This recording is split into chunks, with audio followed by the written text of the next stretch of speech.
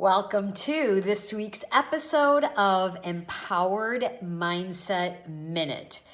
For those of you I don't know, my name is Patricia Cimino. I'm a certified coach and I help people who are stuck in overwhelm, doubt, procrastination to take their purpose, their passion and experience and pivot into achieving their goals now, not someday.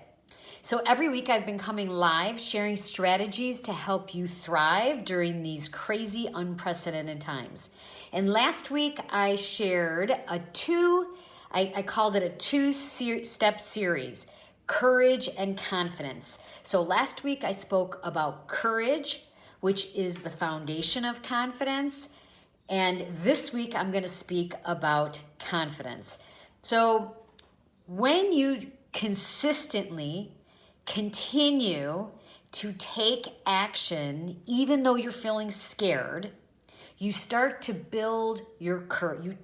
That requires courage. And every time you do that, you get more comfortable, right? Maybe you're in discomfort the first few times around being scared and taking action, but those courageous acts on top of each other repeatedly will build your self-trust, your self-confidence muscle.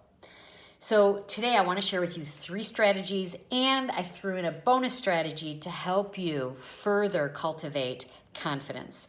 So the first strategy is to remind yourself of your past courageous acts. Okay? Remind yourself when in the past you were courageous. Our brain likes to look for evidence to prove that whatever it's thinking is true. So when you scan for your past for evidence of when you were courageous, and if if your brain is telling you there are no acts of courage that I've taken, go way far back. Go even to the way far back years of elementary school and maybe standing up to that bully. Or maybe voicing your opinion in a meeting, or standing up to, give your feedback to a bully boss or maybe a bully friend, right? Those moments are courageous moments that we need to remind ourselves that we have done that and we can do it again. So that would be the first strategy. The second strategy is to acknowledge your strengths and your weaknesses and love them both, right? So a lot of times when I work with my clients, I ask them, what do you think your strengths are? And a lot of times they will tell me, I don't know. And actually, I'll admit to you that I used to say the same thing. I don't know what my strengths are. And that's pretty normal because a lot of times our strengths are things that we inherently do that come to us very naturally. And we don't really think that it's a big deal, but to someone else, our strengths might be a big deal. So there's 2 ways that you can figure out what your strengths are. And the first is Gallup Strength Finders is a great assessment that you can take to find out what your strengths are.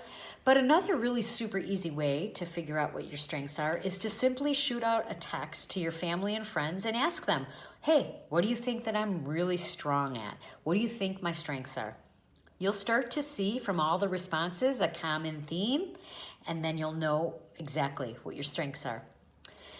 On the weaknesses, our brain usually knows what our weaknesses are. A lot of times our brain will tell us all the time what our weaknesses are, right? Like I know my brain likes to tell me, you're so impatient, right? That is a weakness that I have.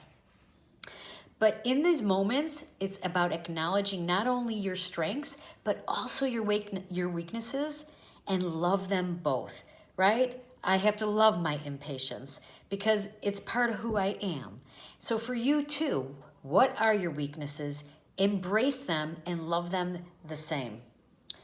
There are no 100% whole people out there that have no weaknesses, so you're not alone in having weaknesses. Number 3 is to practice excellent self-care with self-compassion. So self-compassion is just that kindness that we give to ourselves. It's that kindness that we give to others and we find so hard to give to ourselves. It's super important as you're building your self-confidence muscle to give yourself healthy doses of self-compassion. So what does that look like?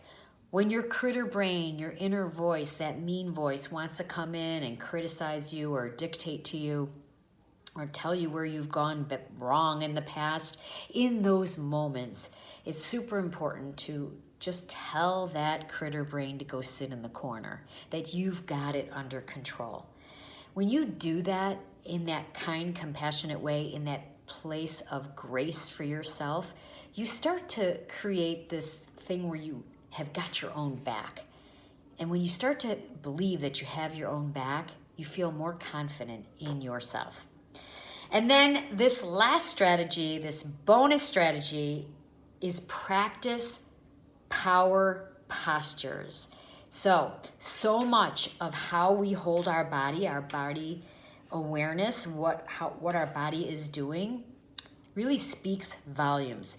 You know, we're in front of technology all day, so we might be hovering more, or even notice when you're walking, if you're staring down at the pavement, your shoulders caved in, your chin tucked in, your perspective is very limited when you're looking down like that. So in those moments, catch yourself and roll your shoulders back.